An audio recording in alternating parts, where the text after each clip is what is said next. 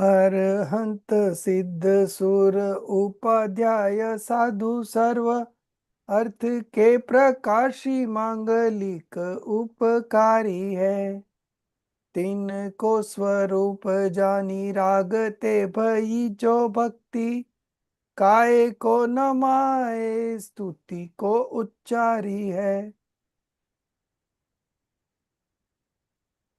धन्य धन्य तुम्ही से काज सब आज भयो, कर चोरी बारंबार वंदना हमारी है। मंगल कल्याण सुख ऐसो हम चाहते, ओ मेरी ऐसी दशा जैसी तुम धारी है। ओ मेरी ऐसी दशा जैसी तुम धारी है। मोक्ष मार्गस्य नेतारं भेतारं कर्म भूभृताम् ज्ञातारं विश्वतत्त्वानां वन्दे तद्गुणलब्धये। वन्दे तद्गुणलब्धये। Acharya Uma Swami's Tattvat Sutra.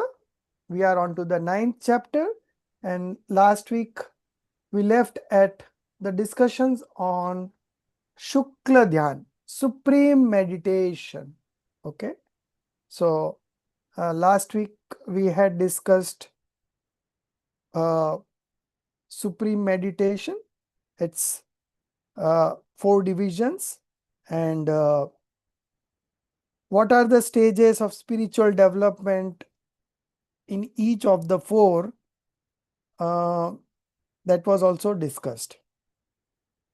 Okay, so the last 2 types of supreme meditation belongs to the I shared a chart few days ago, last week, no, before the class I shared 4 charts in Hindi. So out of which I would like to refer one chart wherein the spiritual stages are mentioned. So first one is 8th to 11th, the second one is on 12th, the third one is 13th, and the fourth one is 14th. So the first 2 belongs to Srut Kevli. So now who is a Srut Kevli? The one who has got the knowledge of 12 Anga, Dvad Shang, you know. So that is one condition, and the other condition is, of course, he should be a right believer. Okay. So Srut Kevli monks who are into the stages of 8th to 11th is the one who practices the first type of supreme meditation. Okay, that is called Prithakatva Vitarka Vichar, contemplation with distinction. The second one is in the 12th stage, contemplation on oneness, Ekatva Vitarka. The third one is in the 13th stage. At the end of the 13th stage, meditation with extremely subtle activity, Sukshma Kriya Pratipati. And the last one is Vyuparat Kriya Nivruti, that is cessation of all activity. All activities means mind, speech, and body. Okay. Very small duration of the 14th stage. There are only 5 letters that you need to pronounce. That much is the duration of the 14th stage. And then the body just evaporates like a camphor, and the soul goes up towards liberation. Okay. So these are the 4 stages.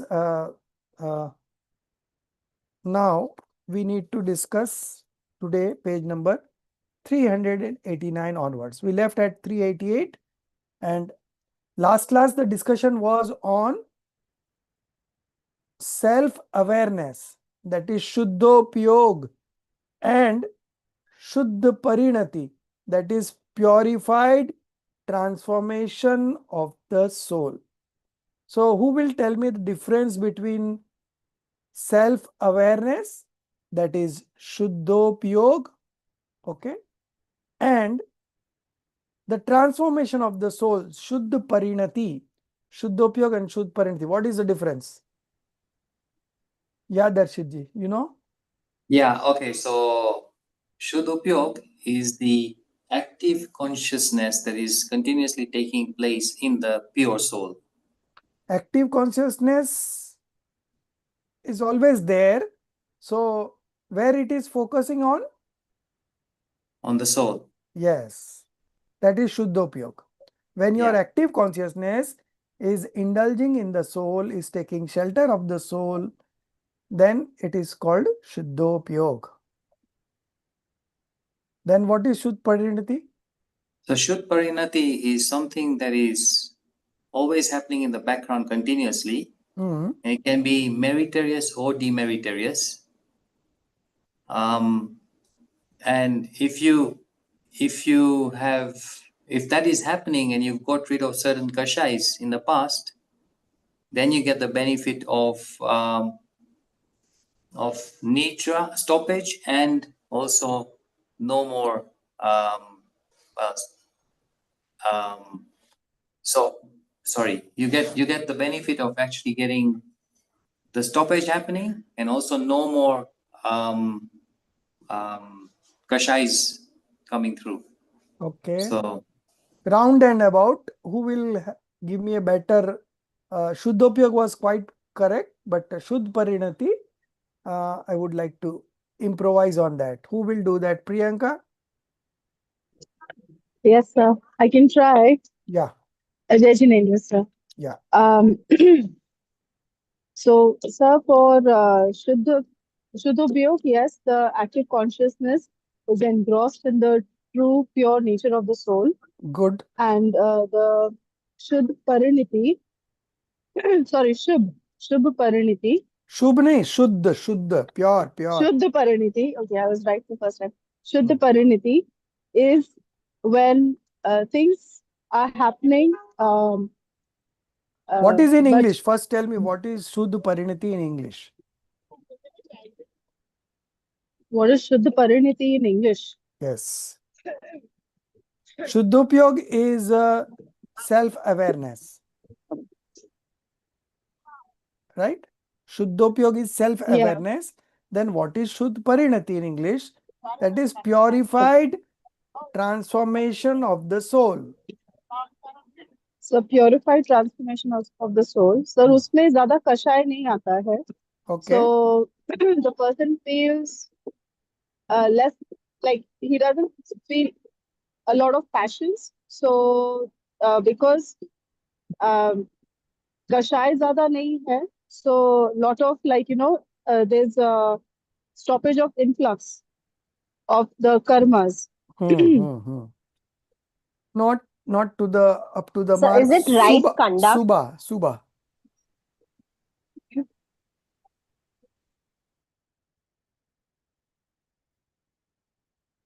Subha. Ji, sorry, Ji, I totally forgot to look into it. Okay, fine. Last time also you were not understanding it properly, so I said. Sorry, I totally. No problem. Rajeshri ji, would you like to try? No, sir. I don't know. I didn't read. Okay, Yeah. so let me clarify. So, Shuddha Parinati, which is purified transformation of the soul, is the level of detachment or level of passionlessness that has been achieved. Okay, that you have already achieved. So, like if you are considering a monk, so monk has renounced 3 levels of passions. Okay, Anantanubandhi, Apratyakyan and Pratyakyan. Anantanubandhi is infinite worldly causing existence, causing infinite worldly existence. Then the second level is partial woe preventing passion. Third one is complete woe preventing passion. So these 3 levels the monk has already renounced. Okay. Now what is remaining is Sanjvalan Kashai, perfect conduct disturbing passion is still in existence. Okay. So 3 levels of passion gone. So to that extent, passionlessness has been manifested, and that is called Shuddha Parinati. Shuddha Parinati is the pure sentiments that has been manifested due to the absence of 3 levels of passion. Now, if somebody is in the 4th stage, right? So what would be its Shuddha Parinati? Shuddhopyog. Shuddhopyog and Shuddha Parinati are 2 different things. Shuddhopyog, you told that your active consciousness is engrossed in the pure soul. Okay. That is a situation where you are experiencing yourself. Okay. So that is very clear, Shuddhopyog. Now, Shuddha Parinati is like your active consciousness is maybe involved in some other things, but the level of passions that you have already eliminated, to that extent, the passionlessness state is there, and that is called Shuddha Parinati. Okay. So if somebody is in the 4th stage, he has just renounced first level of first quadruplet of passions. Okay. That is causing infinite worldly existence. Passions causing infinite worldly existence, that has been eliminated. So to that extent, there is a vitrakta. Okay. There is an equanimity. There is passionlessness, and that is called Shuddha Parinati. Okay. So now I hope nobody would do any mistakes. Next week again I will ask this question. Okay. This has to be very clear. Shuddha Parinati and Shuddhopyog. Shuddhopyog happens sometimes, but Shuddha Parinati is maintained always. So long you are there in that spiritual stage, the Shuddha Parinati is always maintained. Okay. So that purified transformation of the soul, which is already purified, that remains there. Okay. Although your active consciousness may indulge in sensual pleasures, but at the same time, the level of purity that you have already manifested is being maintained, and because of that, the stoppage and dissociation is still happening. Okay. Stoppage and dissociation is still happening all the time. Okay. Darshidi, now it is clear? Or it is still Yeah. round? No, it's clear, but I still need to get my head You around it. were able to express, I think you got 80% of the expression very correct, but still I thought there is some clarity that needs to be done. Okay. So Shuddha Parinati is something that remains always there. Okay. The level of passionlessness that you have already achieved, that remains always there. Okay. Your active consciousness may involved in sensual pleasures, but that level is always maintained. Okay. That is Shuddha Parinati. And Shuddhopyog is where your active consciousness is not into the sensual pleasures. It is totally engrossed in your pure soul. Okay. And that is the state of self-realization, Atmanubhav, Atmanubhuti. Okay. So that is the state Shuddhopyog. So it happens sometimes, not always. Okay. It happens at an interval, some intervals, but this should parenthesis always remain there. Okay. So this is the difference between two. So now again coming back to the 4 types of supreme meditation. Okay. So this we are going to discuss today. Page number 389. Okay. Subha, you read.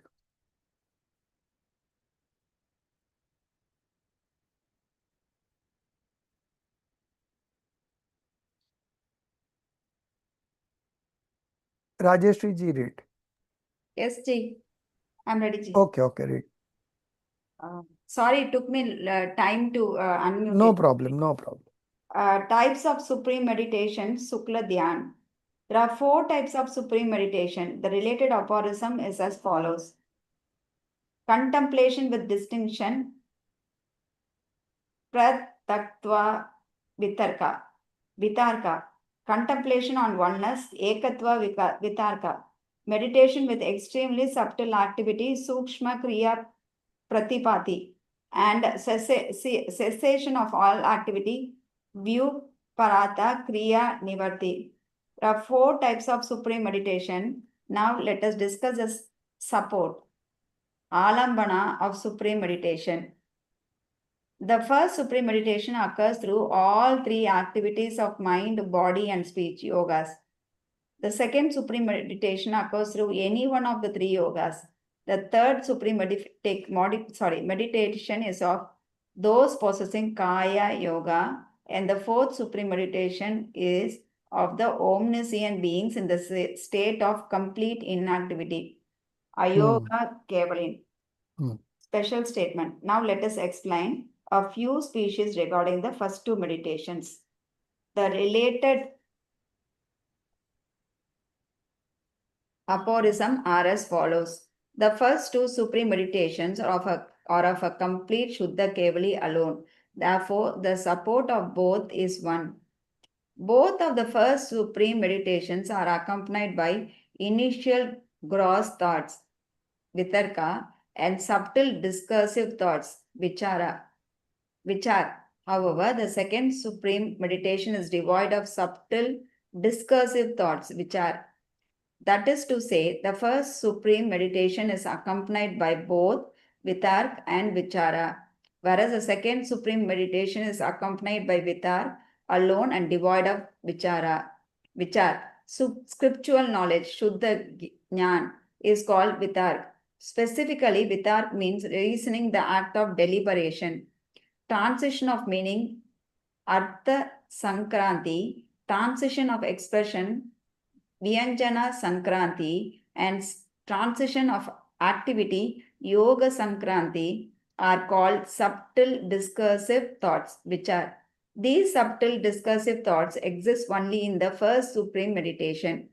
While meditating, shifting the focus from substance, Ravya, to mode, Pariyai, and from mode to substance, that is changing the subject of contemplation, is transition of meaning, Artha Sankranti. Taking one scriptural statement as support, then taking another scriptural statement as support, and then abandoning that as well to take yet another as support. This is transition of expression, Vyanjana Sankranti. Abandoning body activity, Kaya Yoga, to accept another activity, Yoga, and then abandoning that activity to accept body activity. This is transition of activity, Yoga Sankranti.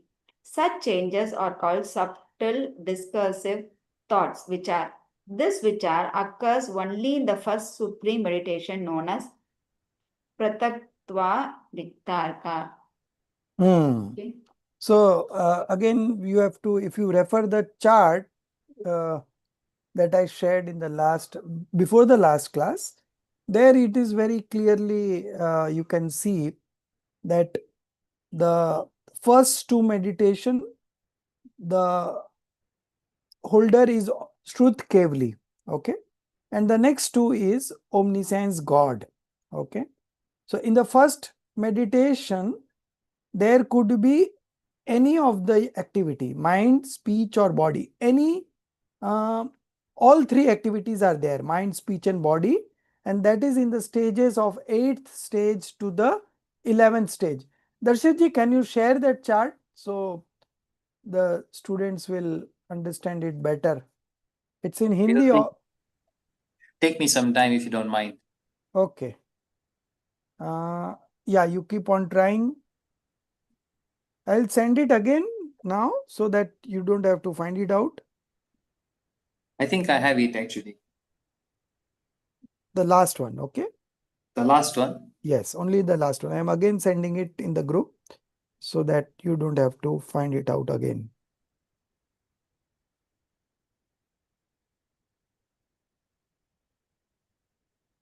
Yes. The last one. Everyone can refer. So here you can see the Gunasthan, okay? So Gunasthan. So 8th to 11th, who is the owner? The Shruth Kevali. Then what is the status for mind, speech and body? All three are there. Okay. And example, the last column is the example given, just like a lamp, Deepak ki law. Okay. Just like the fire of the lamp. Then the next one is in the 12th stage. Okay. Here there is only vitark but no vichar. Okay. So that's name is given is avichar. Yes. You can enlarge.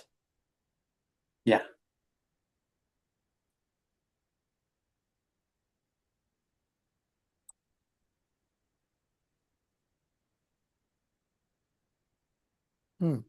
So the first and the second difference is what? The first is with vitark and vichar. The second one is only with vitark. Vitark means scriptural knowledge. Okay. Scriptural knowledge is called vitark, and vitark also means reasoning, the act of deliberation. Okay. So now this vichar, vichar is the subtle discursive thoughts. This subtle discursive thoughts is again of three types. Okay. So Artha Sankranti, Arth means meaning. Okay. So while meditating, shifting the focus from substance to modification or mode. Okay. So that is called Artha Sankranti. And from again mode to substance. Okay. That is changing the subject of contemplation is transition of meaning. Okay. Transition of meaning, that is Artha Sankranti. The second one is Vyanjan Sankranti, transition of expression. Now, what is this transition of expression? Taking one scriptural statement as support, then taking another scriptural statement as support, and then abandoning that as well, yet to take yet another as support. Okay. So this is called transition of expressions. Okay. The third one is Yog Sankranti. Yog means activity of mind, speech and body. So abandoning body activity to accept another activity. What another activity could be? Either through mind or speech. And then abandoning that activity, that is activity of speech or mind, and to accept body activity. Okay. That means you are rambling your active consciousness. Okay. From one subject to another subject, from another subject to another subject. That is what is here meant by vichar. Okay. So that vichar is not there in the second supreme meditation. First one it is there, but second one it is not there. Okay. So that is the final. Such changes are called subtle discursive thoughts, vichar. This vichar occurs only in the first supreme meditation known as Prithakatva Vitarka. Okay. Prithakatva Vitarka. So when you move into the further high stages, that is the 12th stage, this vichar also goes away. There is no rambling of active consciousness. Whatever is focused, that focus remains as it is. Okay. That is the 12th stage where you manifest complete passionlessness. Okay. And then subsequently, when you move on to the third category of supreme meditation, then that is the 13th stage. You have already become omniscience. And the last one is the 14th stage. Okay. So this is how it goes.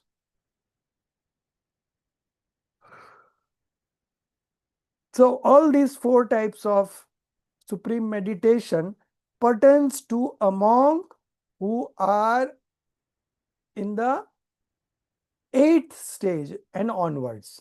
Okay. So before 8th, the supreme meditation doesn't happen. So if there is a monk right now, he could maximum attain is, he cannot go beyond 7th. Okay. That is the the eligibility of going to the 8th is not there in the present era. Okay. So now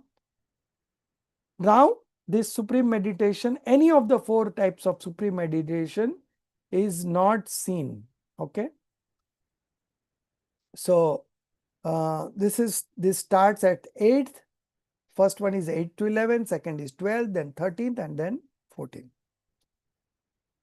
Okay. Now we will discuss the innumerable times multiplied dissociation of karmas. So when you are taking shelter in your soul, when you are engrossed in yourself, at that point of time, multiple times, okay, multiple times dissociation of karma happens. So we have been binding karmas since time immemorial. But the moment we start dissociation of karma, it doesn't take more time because it goes on multiplying. So in the first moment, suppose 2 units of karma was dissociated. So the next moment it would be 4. The next moment it will be 16th. Exponential growth, Then it will be 256. Then it will be 5012, So you must have read in mathematics square. 2 square is 4. 4 square is 16. 16 square is 256. So similarly it goes on. Okay. So now we will be discussing on page number 391 innumerable times multiplied dissociation of karmas. Okay. Jinali, you will be able to read? Yes, sir. Okay. Page 391. Darshitji, come Sorry, back. sorry, I lost the screen actually. So Okay, okay. So I'm just getting just a second. So you are somewhere, you've gone ahead, just 2-3 pages come down, come back.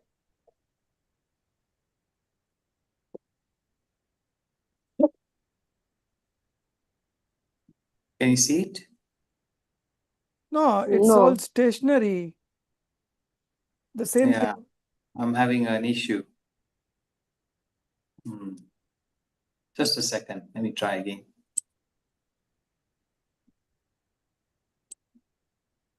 You stop sharing and then again start sharing. Okay. Can I read, G? I have my printed material with me. Oh, that's good. Then you read. Then Jinali will take. Okay, now it is done. 391. Go further. It was Yeah, I keep 3. losing. I keep losing the screen for some reason. Okay. So you read now, Subha. Sorry. No problem. Innumerable times multiplied dissociation of karmas. Asankyata Guni Nirjara. The upcoming aphorism clarifies how much dissociation, nirjara, occurs in various spiritual stages. The relevant aphorism is as follows. There is progressively innumerable times multiplied dissociation of karmas in the spiritual states of one with right belief, samyak drishti, the householder in the 5th stage, Shravaka, Shavak, the monk observing major woes in the 6th and 7th stages, Virata, one would dissociate the false belief passion causing infinite worldly existence, Anantanubandhi, one who destroys deluding karma, affecting belief, Darshana Moha, Mog, one who subdues deluding karma, affecting conduct, Charitra Mog, one in the 11th stage with subsidized passions, Upasanta Moga, one ascending the ladder of destruction, Shapaksheni, one in the 12th stage with complete eradication of passions, Shinamog, and the Jina omniscient one, due to the ever increasing purity of their states, that is progressively innumerable times multiplied dissociation of karmas at every moment.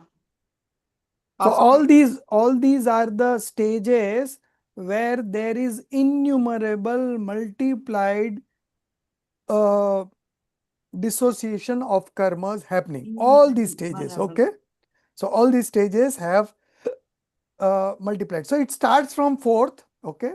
The journey starts from fourth, and as you go up, the multiplication goes on increasing. There is an exponential growth in the dissociation of karmas. So we have been binding karmas since time immemorial, but when it comes to dissociation, it happens so fast that even in one birth you can destroy all the past karmas. Okay, so it could be that fast.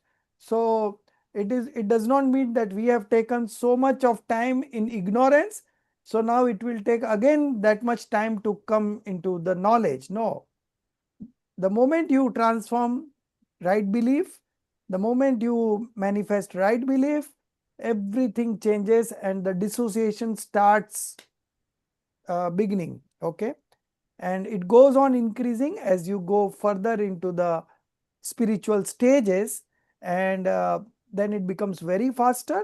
So Bharat Chakravarti, who had 96,000 wives, and he was the king of 6 kingdoms, and in spite of doing all these, the moment he took initiated into monkhood, within 48 minutes he destroyed all the karmas. Just imagine how fast the dissociation would have been.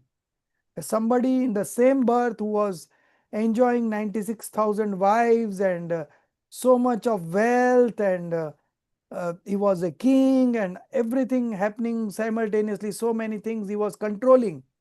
And suddenly, the moment he takes Diksha, that is, he gets initiated into monkhood, and within 48 minutes, he destroyed all the karmas and manifest omniscience knowledge. He attains the 13th stage within 48 minutes. Okay. So, this is a classic example that I have given, but everyone doesn't happen in that manner. Adinath Bhagwan got initiated into monkhood, and it took him 1000 years to manifest omniscience knowledge. Mallinath Bhagwan, it took 6 days, only 6 days. And Bharat Chakravarti did that in 48 minutes. So it's different for different persons. But having said that, the consolation is that although due to our ignorance in the past, we have bound many karmas, we have done many sins, but all these are going to be get dissociated very fast once you get into the path of liberation. Once you manifest right belief, right knowledge, and right conduct, the dissociation happens so fast that you may get liberated in the same birth or the next birth or 2-3 births. Okay, so that is the main thing, that whatever wrong things we have done, never worry. Okay, the present moment is in our hand. If you make transformation in the present moment, your future will also be transformed. Okay, so now a question. So Subha, you read the question and answer.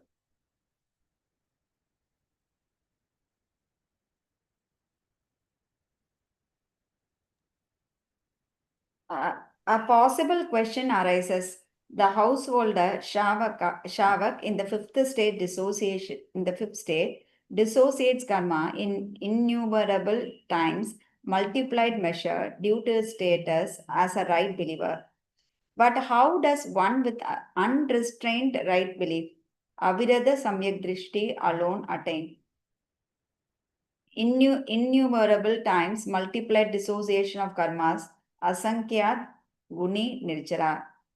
The answer is at the final stage of eliminating extreme false belief due to the arising of extremely pure internal states, there occurs exponential dissociation, gunasteni nirjara, of 7 karmas, excluding lifespan karma. Due to this, the unrestrained right believer undergoes an infinitely greater amount of karmic dissociation.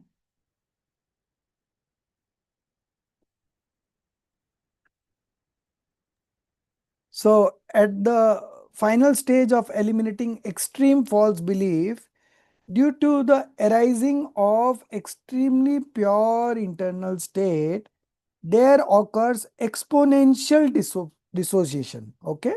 So as I said, ki 2 square 4, 4 square 16, same way, there occurs exponential dissociation of 7 karmas. Only the lifespan karma, excluding that, all the 7 karmas get exponential dissociation. Due to this, the unrestrained right believer undergoes an infinitely greater amount of karmic dissolution. So it starts from the 4th stage, but of course the 5th stage one, the frequency is more and the quantity is also more than compared to the 4th one. And compared to the 5th, the 6th, 7th has got more elimination of karmas. Okay, dissociation of karmas. So this goes like that.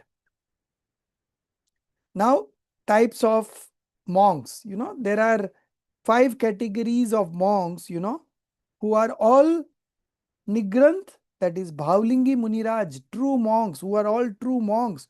But still there are 5 categories. That is coming up on page number 392. Darshitji, you read now. No, Jinali was supposed to read. The aphorism that describes the types and characteristics of Nirgrantha monks is as follows. Pulaka Bakusa Kulsa Nirgrantha Kusila Nirgrantha Snatak Nirgrantha Pulka Bekusa Kusila Nirgrantha and Snakta. These are the 5 types of Nirgrantha monks. Those monks who do not even contemplate the higher vows, ultra gunas, and who at times commit transgression even in the basic vows, such monks are called Pulaka monks. Those who So these are 1 minute, one at a time. You will be only reading, but I have just explained one at a time. So those monks who do not even contemplate the higher vows. So higher vows is Uttar Gunas. Okay. So in that Uttar Guna, 22 afflictions also come, Parisha Jai, and also 12 types of austerities. Okay. So 22 plus 12 is 34. So these Uttar Gunas are 34 in number, and at some other place, the Uttar Gunas are said to have subdivisions of 84 lakhs. Okay. So both are referred at different places. So here we are mentioning 34 types of higher woes. Okay. So which includes 12 types of austerities and 22 types of afflictions. Okay. And who at times commit transgression.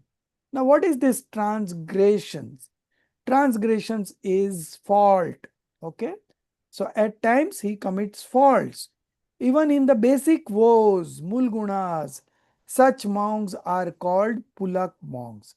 So obviously these are the monks who are in the 6th and 7th stage. Okay. These are in the 6th and 7th stage, the lowest category of monks. Okay. So this was the first one about Pulak.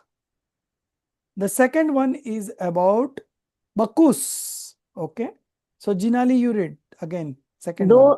Those who are always intent on renouncing both external and internal possessions, and who observe the mulagunas flawlessly, yet still harbor attachment to bodily and monastic implements like the pinchi, such monks are called Bakusa monks.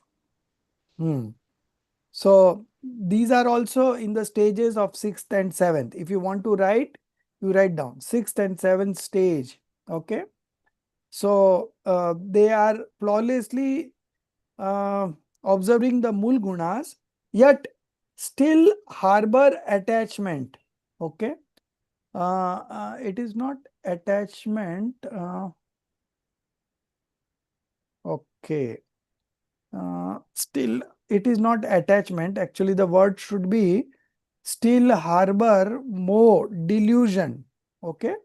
Delusion to bodily and monastic implements like the pinchi. Okay. The feather that a monk carries, pinchi, and then they also carry kamandal. So all these are monastic implements like the pinchi kamandal. So such monks are called Bakusa monks. Okay. So their intent is to renounce the external internal possession, and they observe the basic vows. Okay. The third in the category is Kushila monks. Okay. So Jinali, continue. Kusila monks are of two types. Pratisevana Kusila and Kasaya Kusila. Those whose mulagunas and ultragunas are both complete, but who occasionally lapse in the ultragunas. These are called Pratisevana Kusila monks. Those who have subdued the rise of all the other passions, but have not subdued the rise of subtle destructive passions. Sanjavlana Kasai. These are called Kasaya Kusila monks. So the first one would be in the 6th and 7th stage. Okay. Pratisevna Kushila. So they are the monks who are at the 6th and 7th stage. But the second one, second one is in the 6th stage to 10th stage. It could be anywhere between 6 and 10. Okay. So second one are better monks than the first category. Okay. So these are called Kashaya Kusila monks. Now the fourth category. Those monks. Nigranth. Darshitji. Sorry, I don't know what's happening with my computer today. I'm not able to control it well. I think. Okay, this one. Those monks in whom deluding karma, mohaniya karma, does not even arise, and the rise of the remaining destructive karmas, ghati karmas, is as faint as a line drawn in water, and who are on the verge of attaining omniscience, keval jnana, within the next 48 minutes, antar muhurat. Such monks are called nirgrantha.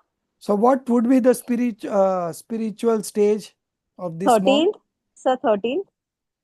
No, because they are going to attain Keval Gyan, right, within the next 48 minutes, but they have not attained now. 12th stage. So 14th? 11th and 12th. 11th and 12th, both. Okay. So they have those monks whom deluding karma, mohaniya karma does not even rise. Okay. So they have totally conquered the mohaniya karma. So they are Purna Vitragi, complete detachment state as they have manifested. And the rise of remaining destructive karmas is as faint as a line drawn in water. So if you draw a line in water, it does not stick, The moment you finish drawing it, the water flows away. So you are not able to identify that line. So that much mild passions they have, okay? And who are the verge on attaining omniscience. So these are in the 11th and 12th stage. Now coming up the 5th one. They are in the 13th and 14th stage. Read. Those in whom the destructive karmas, ghati karmas, have been destroyed, these are Sanataka monks. All 5 types of renounce both external and internal possessions and possess right belief, samyak drashti. Hence, all are called nirgrantha. So all the 5 types of monks are nigrantha. That means they are true monks. They have renounced the 3 levels of passions. Okay, and only the Sanjalan passion is still remaining.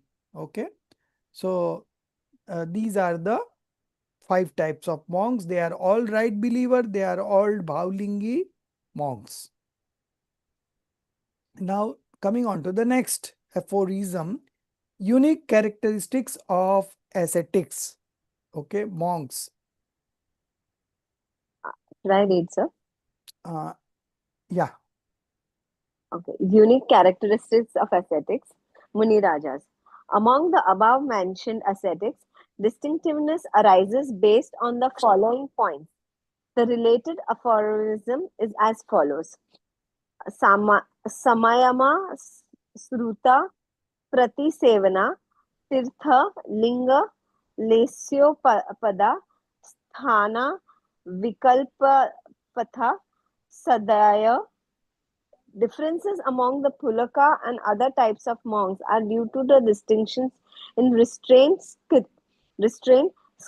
scriptural knowledge, transgression, tirtha, linga, lesya, soul, soiling tints, up, up, upadaya, birth type, and sthana, state. First one, equanimous, samyama. The Pulaka Bekusa and the Pratisevana Kusila monks possess equanimous restraint and renunciation after transgression, Chedo Pasthapana types of restraint. The Kasaya Kusila monk has 4 types of restraint: equanimous Samaika, retention after transgression, through purification, parihara visuddhi, and subtle passions, sukshma sampadraya. The Nirgrantha and the Snataka monks possess only perfect restraint, scriptural knowledge, Shruta. The Pulka, Bakusta, and Pratisevana Kusila monks are at most knowers of all 10 Purvas. The Kasaya Kusila and the Nigrantha monks are knowers of all 14 Purvas. The Pulka monk is at least knower of the Acharanga. The Bakusa, Kusila, and Nirgrantha monks are knowers of the 5 carefulness, Samitis, and the 3 restraints, Guptis. The Snataka monk is omniscient Kevali, so the question of the scriptural study does not arise. Stop. So we will discuss what are the difference among these 5 categories of monks, wherein lie the difference. Okay, what are the points of distinctions? So one is Sanyam. Okay, so different categories of monks have different levels of restraint, that is Sanyam. Okay, then Srut, scriptural knowledge also varies with each monk, each category of monk. Pratisevna, transgression, the faults. Okay, so different types of monks have different categories of faults. Then Tirtha, tirth type. Then Linga is emblems. Then Lesya is called soul soiling tints. Okay, so soul soiling tints is called Lesya. It measures the level of passions, whether the passions are intense or mild. That depends on the Lesya. Okay, so that is also called mental coloration, and it is also called soul soiling tints. Then there could be difference in the birth type and the state. Okay, so the first one is being discussed about the Sanyam. Sanyam means restraint. Okay, okay, the Pulak, Bakusa, and Pratisevna Kusila, the first 3 category. Okay, the first 3 category monks possess Samaik. Okay, Samaik, equanimous restraint, and Chedopsthapna, reinitiation after transgression. So some monk, because of fault, they have been expelled from the congregation, and again they are reinitiated. Okay, reinitiation of the monk, that is called Chedopsthapna. Okay, if you do such faults, then the Acharya will turn you out of the congregation and then again bring back. So maybe you may be a monk for 50 years, but once you are turned out and again readmitted, so you are the junior most monk at that point of time. So even a monk who is only 11-year-old and the monk who was turned out was 60 years, still he will be considered junior against that 11-year-old. Okay, because he has been turned out and then again he has been reinitiated. Okay, so here lies the difference. The second one is, so we discussed the first three categories. Among Kushila, we discussed Pratisevna in the first point. Now the second part of Pratisevna is Kashaya Kushila. So Kashaya Kushila monk has 4 types of restraint: Samayik, Chedopsthapna, Parihar Vishuddhi, thorough purification, and Suksham Sampray, subtle passions. Okay. The Nigranth and Snatak, the last two category, 4th and 5th, monks possesses only Yathakhyat Sanyam, perfect restraint as declared by the omniscient. So these 5 categories of monks have been explained. The difference is because of the different parameters. Out of which the first was discussed was Sanyam, restraint. Now the second we are going to discuss is Srut. Srut means here scriptural knowledge. The Pulakas, Bakusa and Pratisevna Kusila. So first two and third category, the first one, Kushila, Pratisevna Kushila, are at most knower of all 10 Purvas. Okay. So out of 12 Dvatsang, they know 10 Purvas. The next, the Kashaya Kushila and Nigranth monks are knower of all 14 Purvas, and the Pulak monk is at least a knower of Acharang. Okay. Bakus, Kushila and Nigranth monks are the knowers of the 5 Samitis and 3 Guptis. So Samiti is carefulness and Gupti is restraint. Okay. Mind, speech and body, 3 types of restraint. The Snatak, the last category of the monks, is omniscient, Kevli. So the question of scriptural study does not rise because he has manifested omniscience knowledge. So now he doesn't have any other 4 categories of knowledge. Okay. Not sensory knowledge, nor scriptural knowledge, nor clairvoyance knowledge, and nor telepathy. Okay. All these 4 are not there because he has manifested omniscience. Now the third category of parameter of seeing the differences is Pratisevna, transgression, the faults. Pratisevna refers to lapses in observance of vows. The Pulak monk, the lowest of the category, due to lack of full control, occasionally transgresses. Occasionally he develops faults. One of the 5 Mahavrats, okay, occasionally transgresses one of the 5 Mahavrats, the main vows, or the vow of abstaining from night meals. Okay. So he transgresses one of the 5 main vows or the vow of abstaining from night meals. The second category, Bakusa monk, is of 2 types. Upkaran Bakusa, attached to monastic implements like Pichi and Kamandal, okay, and Sarir Bakusa, attached to the body. The Upkaran Bakusa transgresses due to attachment to beautiful implements, okay, while the Sarir Bakusa transgresses due to attachment of their own body. Okay. So these are the monks with transgressions. Now the third category, Pratisevna Kusila, occasionally incur transgression in the higher attributes. Then Kushila, two types of Kushila. So Pratisevna Kushila is already discussed. Now Kashai Kushila, Nigranth and Snatak. So that is third, second part, fourth and fifth. Do not incur Pratisevna, that is transgression. For Pratisevna arises from re-engaging with a renounced object which they do not do.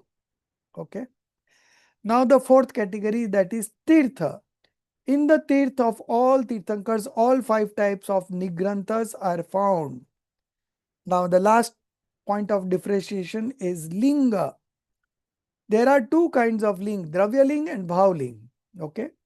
From the perspective of Bhavling, all five types of Nigranth are Bhavling. Okay. That means they have renounced the three levels of passion, and to the same extent they have manifested Vitrakta, passionlessness. So all five types of are Bhavlingi because all possesses right faith and restraint. From the perspective of Dravyaling, although all Nigranth are Digambar, the Snatak does not carry Pichi and Kamandalu implements, while the rest do. Hence, there is a slight difference in Dravyaling. Lesya. The Pulak has only 3 auspicious Lesyas. So, there are 6 kinds of Lesyas, 3 auspicious and 3 inauspicious. Okay. So, the Pulak has only 3 auspicious Lesyas. It does not have inauspicious Lesyas. The Bakus and Pratisevna have all 6 Lesyas. Okay. 3 auspicious and 3 inauspicious. For attachment to implements may sometimes result in inauspicious ones. The Kashai Kushila has 4 Lesyas, excluding the black and blue. Krishna, Nil, Kapot. These are the 3 inauspicious.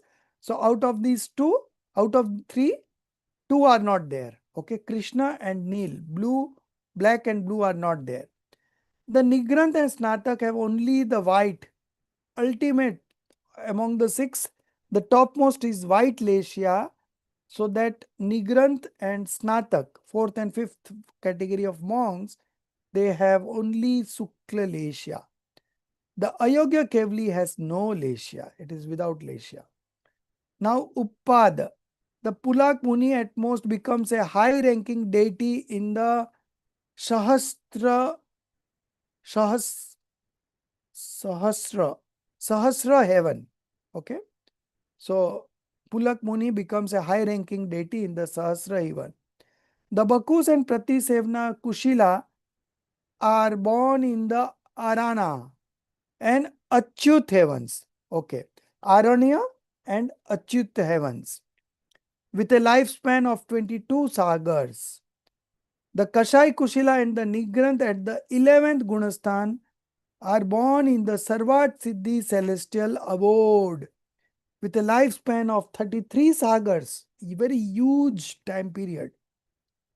All of them are born at minimum in the Saudharm realm, and the Snatak attains moksha.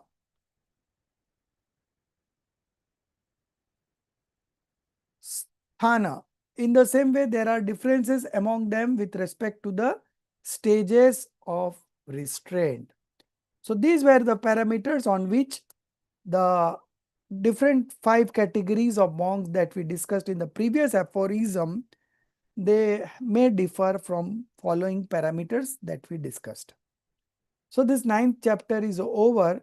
Now we move on to the 10th chapter. Still we have 15 minutes to go. So we'll begin the 10th chapter. The 10th chapter belongs to the liberation, moksha tattva. Okay, liberation elements. So let's quickly read up 10th chapter. There are only 9 aphorisms. So tomorrow we will be completing this 10th chapter, and Tattvat Sutra will be completed tomorrow. Okay. So Darshitji, you read the 10th chapter. Okay. from the beginning. In this scripture named Tattvat Sutra, the exposition of the realities of fundamental elements, tattvats, was resolved. So far, after presenting a general introduction in the first chapter, the reality of the soul, Jiv Tattva, has been elaborated from the second to the fourth chapter. The reality of the non-soul, Ajiv Tattva, in the fifth chapter. Influx, Ashrav Tattva, in the sixth and seventh chapters. Bondage, Bandh Tattva, in the eighth. Restraint and dissociation, somewhere in Nidra Tattvas, in the ninth chapter. Now, in this 10th chapter, the opportunity arises for a discourse on the reality of liberation, moksha. From another perspective, this scripture is also known as Moksha Shastra because it contains a detailed exposition of the path to liberation and the reality of liberation itself. This text, which commenced with the exposition of the path to liberation, Moksha Marg, now moves towards its conclusion with the exposition of liberation, moksha itself. In this chapter, which sets forth the nature of liberation, the first topic to be presented will be the means by which omniscience, Kevalgnan, is attained, that is, the state achieved upon being freed from the four destructive karmas, Kati karmas. The nature of omniscience, Kevalgnan, has already been clarified in the first chapter. Sorry, I just scroll up. Kevalgnan means omniscience, Sarvagnata. Omniscience is the fundamental basis of Jain philosophy. Without understanding the nature of omniscience, one cannot understand Jain philosophy. This is precisely why a significant and important portion of Jain logic is dedicated to the proof of omniscience. It is not beneficial to become overly entangled in the welfare of others. The essential matter is to pursue one's own liberation. So this is not the part of the text, okay? This is something, the page remains, no? Gap remains, so they put in some good statements. So that is taken from Panchkarnak Pratishtha Mahotsav, okay? So page now 396. So this chapter, 10th chapter is about liberation, and so the tattvats started with Moksha Marga, Samyak Darshan Gyan Charitra Ani Moksha Marga, okay? So it began with the path of liberation, and now it ends with the liberation itself, okay? So the whole journey has been depicted in this scripture, okay? And the discussion on Keval Gyan we had done in the first chapter in the aphorism number 29, but that was a very little bit of discussions. But here we are going to discuss in detail. So the first topic that is coming up in this 10th chapter is means of attaining omniscience. Okay. So who are all manifesting omniscience? So that we are going to discuss in the aphorisms number 1. So only first aphorism, and then we move on to the second, third together, and then of course fourth. Okay. So means of attaining omniscience, and Priyanka, you will be able to read, or you are traveling? Sir, I'm driving. Okay. Okay. So Rajeshri ji has read. You read, Rajeshri ji.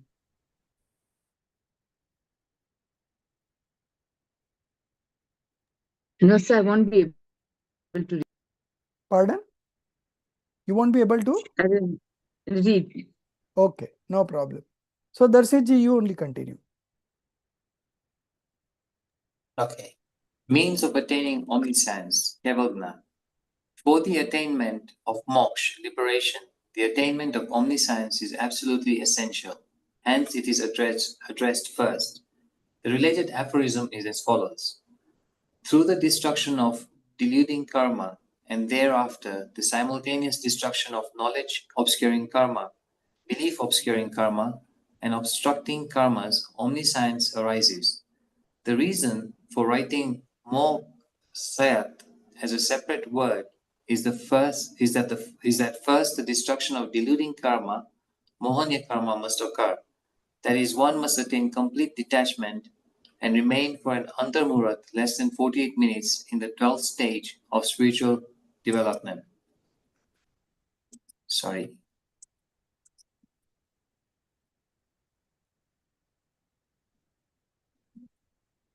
Got a bit of a problem with my computer, so Your voice is echoing also. Okay, I will read Elevate. Okay. So in the first aphorism, through the destruction of deluding karma, okay, monia karma, and thereafter the simultaneous destructions of jnana varana, knowledge obscuring karma, then darshana varana, perception obscuring karma. It will not be belief, it will be perception obscuring karma. So that needs to be changed, okay. And obstructing karmas, antarai karma. So these three goes off together and omniscience arises. You get complete knowledge, okay. So the reason for writing mokshata as a separate word is that first the destruction of deluding karma, monia karma must occur. One must attain complete detachment and remain for an antarmurat less than 48 minutes in the 12th stage of spiritual development, Shin Kashai Gunasthan. Then at the end of the 12th stage, by simultaneously destroying knowledge obscuring karma, again belief would be perception. Perception obscuring karma, darshana varan, and obstructive karma, antarai karma, omniscience is attained. Although omniscience is the result of the destruction of all four destructive karmas, gati karma, okay, there is a specific sequence to their destruction. To convey that sequence, the aphorism has been composed in this particular manner. From the structure of these words, it becomes clear that first comes the destruction of deluding karma, okay, and then within 48 minutes, destruction of knowledge obscuring karma, belief no, it again perception,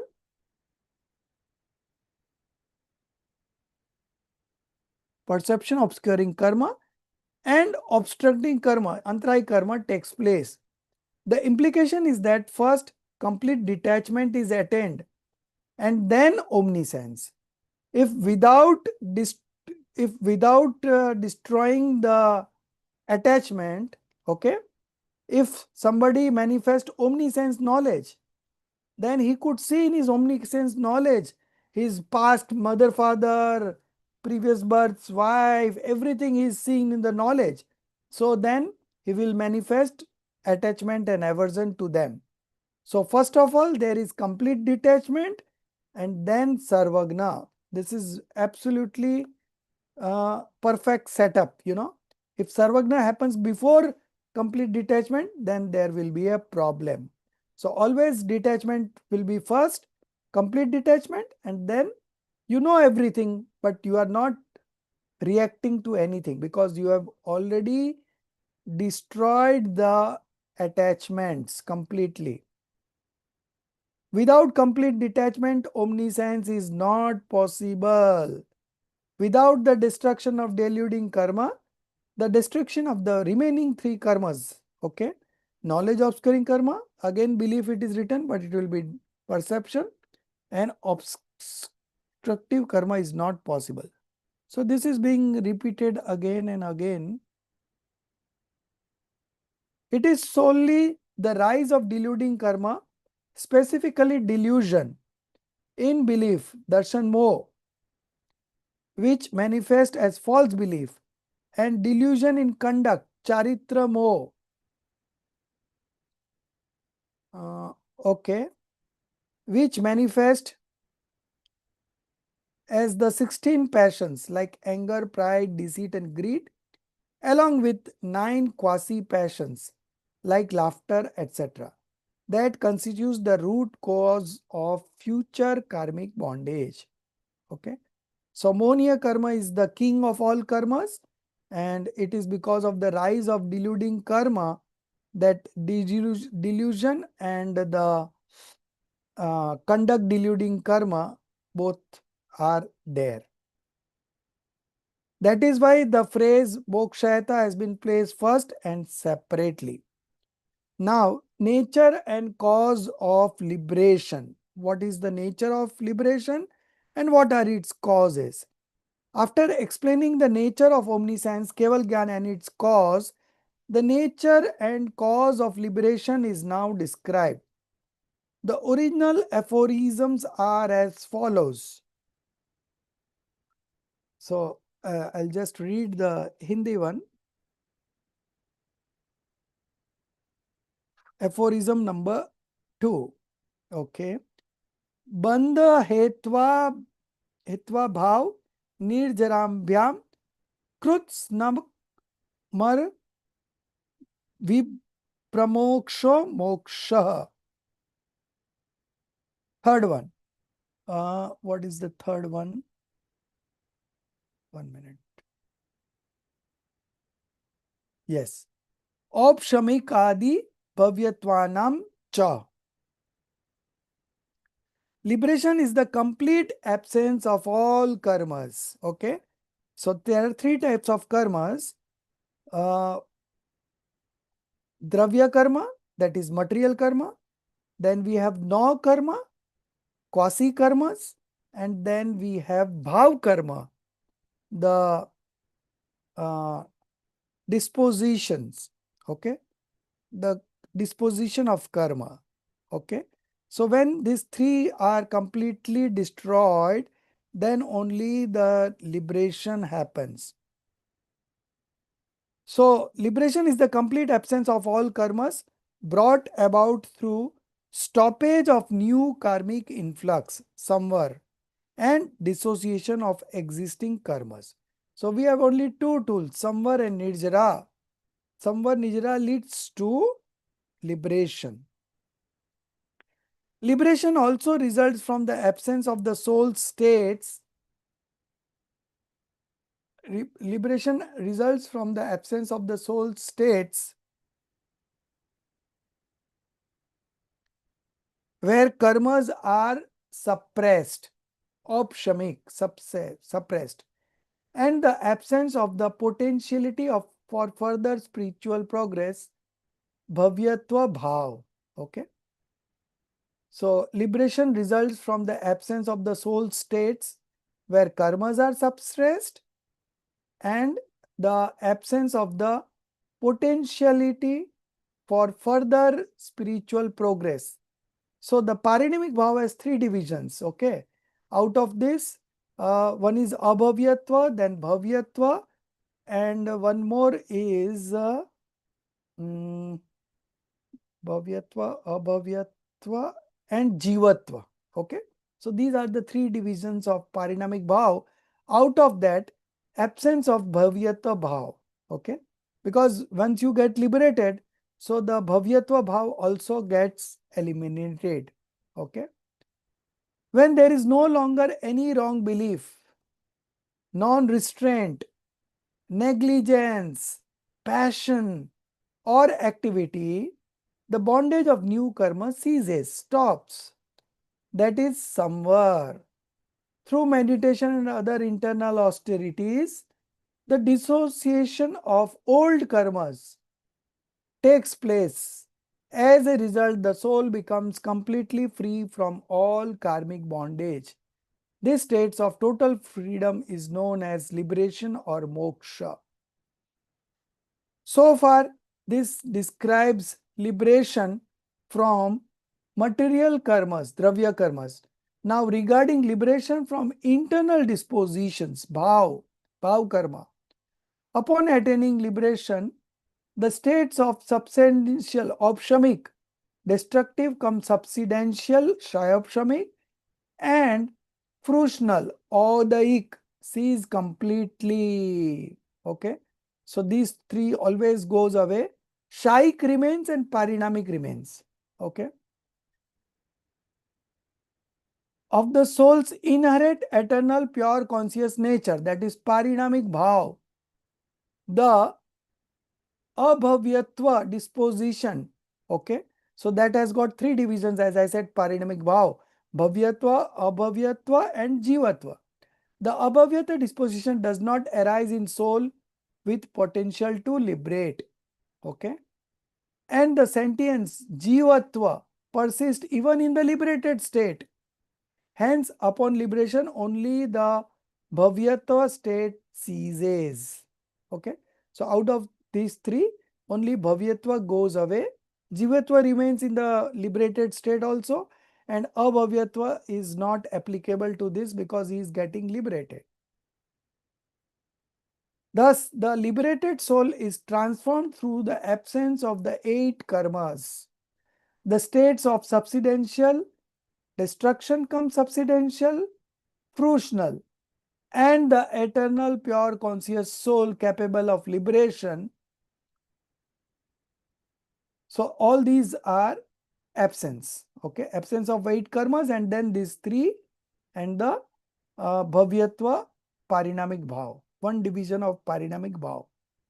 The liberated soul possesses only the sentient consciousness pure disposition, jivatva parinamic bhav, and the completely destroyed karmic state, shaik bhav. So these two remains in the liberated state also. Okay, so this is where we end today. Our time is also over. Tomorrow we will begin with page number 398 and then complete this chapter. Only 7-8 pages are remaining, so that will complete tomorrow. Okay, any questions for today? So out of the 5 distinct dispositions, okay, so the opshamic, shayopshamic, and odaik, these 3 ceases. Okay, these 3 completely gets eliminated when you are getting liberated, but parinamic bhav remains and shaik bhav remains in the liberated state also. Okay, so this was the last discussion that we had. Any questions on today's session? Then you can ask, otherwise we will close. Rajesh sir, Yeah. this we've done this before. Can you just guide us into which book it was in? It was All in the parts. Tattwagyan part 2. 5 Thank you. distinctive dispositions.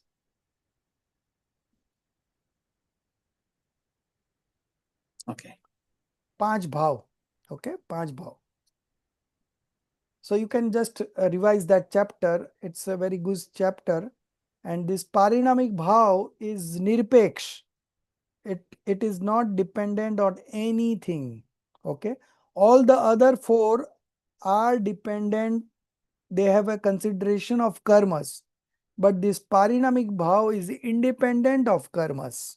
Okay, so that's why it is called nirpeksh bhav. Okay, so we'll continue tomorrow and finish this chapter. नीच निधि निज में बताई, यह अनंत उपकार है, उसके लिए जिन वाणी माँ को वंदना 7 बार है, उसके लिए जिन वाणी माँ को वंदना 7 बार।